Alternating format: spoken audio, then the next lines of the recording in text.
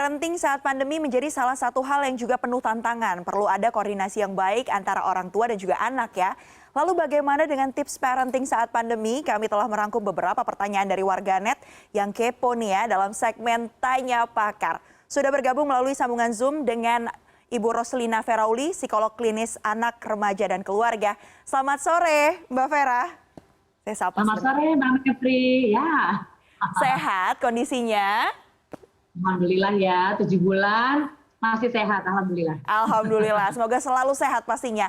Ini ada sejumlah warganet yang kepo sekali ingin tahu bagaimana sih tips-tipsnya untuk tetap bisa menjalankan parenting yang baik pada masa pandemi ini. Kita akan bacakan pertanyaannya ya Mbak Vera. Ada beberapa warganet yang sudah mengajukan lewat akun Twitter dan juga Instagram CNN Indonesia. Kita akan buka bersama, ini dia. Pertanyaan yang pertama, kita lihat. Oke. Yang pertama dari Encep Suryana, dia bertanya, kiat apa yang bisa kita lakukan saat anak-anak sudah bosan dengan rutinitas di rumah saja, belajar di rumah, bermain di rumah, semuanya serba dari rumah. Apa yang bisa kita lakukan, Mbak Vera?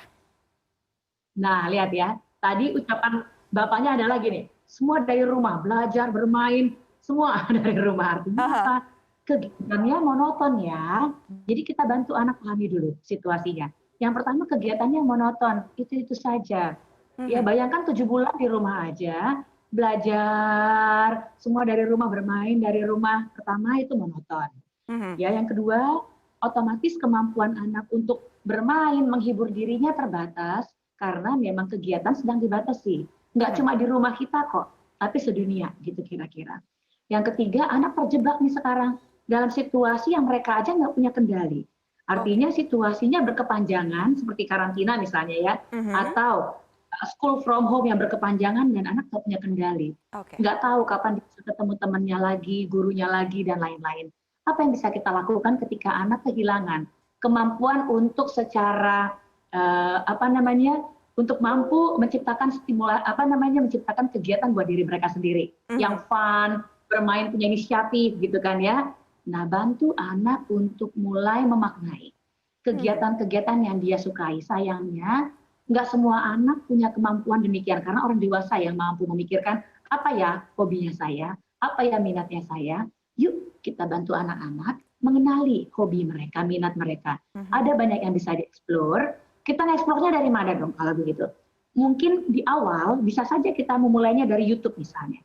Agar anak tidak adiksi sama YouTube-nya, karena kebosanan sehari-hari tadi, paparan yang rutin dan monoton, ya bisa bikin anak adiksi jadinya sama YouTube ketika dia mencari sesuatu yang fun di YouTube. Betul. Nah, nonton YouTube-nya bareng-bareng sama anak, lihat apa yang kira-kira mereka sukai, kemudian kita order misalnya, contoh ya, anak-anak tertarik melihat YouTube marble misalnya, yang mainnya putar-putar, mereka bangun sendiri, desain sendiri, yuk kita order misalnya kayak gitu kan ya, untuk mereka susun sendiri.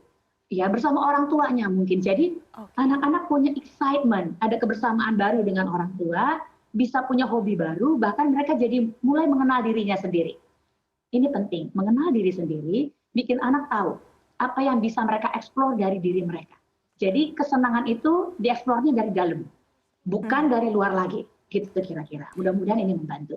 Baik, berarti Mbak Vera kita harus temukan dulu nih ya hobinya anak apa, kemudian apa yang menjadi interestnya mereka. Nanti bisa dilakukan bersama dengan orang tua, itu tadi bisa jadi alternatif agar tidak jenuh kegiatannya itu saja ya. Baik Mbak Vera, tapi kalau tadi kita bicara soal anaknya, sekarang ada pertanyaan juga nih dari warganet, mewakili suara hati orang tua yang sudah sekolah dari rumah gitu, apa-apa dari rumah. Ini pertanyaannya saya akan bacakan ya. Ada dari Naida Febrina yang bertanya, apa yang harus dilakukan orang tua untuk menghindari kejenuhan dalam menghadapi situasi belajar di rumah? Karena kan orang tua juga stres nih, sering marah akhirnya sama anak. Kira-kira solusinya seperti apa sih? Ini sama juga dengan pertanyaan dari Grafni_High yang bertanya, gimana cara menjaga mood orang tua nih saat menjalankan sekolah online? Karena kan perlu koordinasi ya, nggak cuma harus jaga mood anak, tapi jaga mood orang tua juga. Silakan Mbak Vera. Ya nih, karena orang tua merasa bahwa orang tua punya andil besar nih sekarang untuk turun, terjun, mendampingi, supervise anak-anaknya sehari-hari. Padahal orang tua kan punya kerjaan sendiri. Mereka punya pekerjaan dan karir. Mereka punya urusan rumah tangga. Mereka punya anak Jangan-jangan lebih dari satu, bisa 3, bisa 4. Mereka punya urusan dengan pasangan dan dirinya sendiri. Ya, ketika Anda membebankan diri Anda, membebani diri Anda dengan kegiatan, memberikan supervisi anak sekolah sepanjang hari ada 3 anak atau 2 anak, selesai nasib para papa mamanya. Jadi apa yang bisa kita lakukan? Aha. Ya, mumpung anak sedang dalam situasi yang terisolir dari teman-temannya. Mereka sedang belajar melalui internet jarak jauh. Anak butuh dilatih untuk mandiri belajar. Apa itu mandiri belajar? Dalam bahasa psikologi pendidikannya adalah nanti self-regulated learning. Jadi anak nggak perlu dituntun sama orang tua, ya ditemenin, ditungguin, disupervise, kecuali anak-anak bawah umur ya.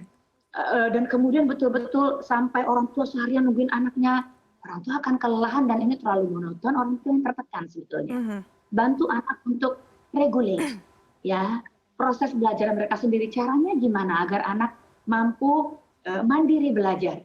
Nah, yuk kita ajak kerjasama guru di sekolah, kita dorong guru untuk yang pertama kegiatan belajar bisa kok dilakukan berkelompok. Jadi anak dikumpulkan dalam kelompok-kelompok, nanti Zoom atau Gmeet-nya ya bisa dilakukan berkelompok. Mengapa peer tutorial ini penting? Biar anak merasa bahwa dia juga punya otonomi atas kegiatan belajar yang dia lakukan bersama teman-temannya. Dan yang paling penting adalah anak merasa bahwa dia belongs to. Dia menjadi bagian dari kegiatan belajar sama teman-temannya, dan ini fun. Jadi bisa lakukan ini atau bisa kita berikan kegiatan proyek-proyek mandiri yang kreatif. Betul, ya semua guru sekolah punya kurikulum. Namun sedunia sekarang, satu dunia sedang melakukan slowing down. Ya kurikulum ada, kita slowing down, bukan off, bukan berhenti. Jadi apa yang kita lakukan selama slowing down, ya berikan anak kegiatan-kegiatan yang juga kreatif. Jadi nggak melulu daring, online 7 jam gitu kan, kasihan anaknya. Baik.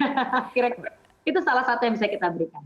Siap Mbak Vera, berarti harus ada koordinasi lagi-lagi ya antara orang tua dan juga anak agar keduanya tetap bisa optimal menjalankan segala kegiatan yang di rumah saja tapi juga masih tetap bisa sehat, fisik, mental, dan juga sosial. Terima kasih banyak Mbak Vera sudah bergabung bersama kami sore hari ini. Sama-sama Mbak Mevri.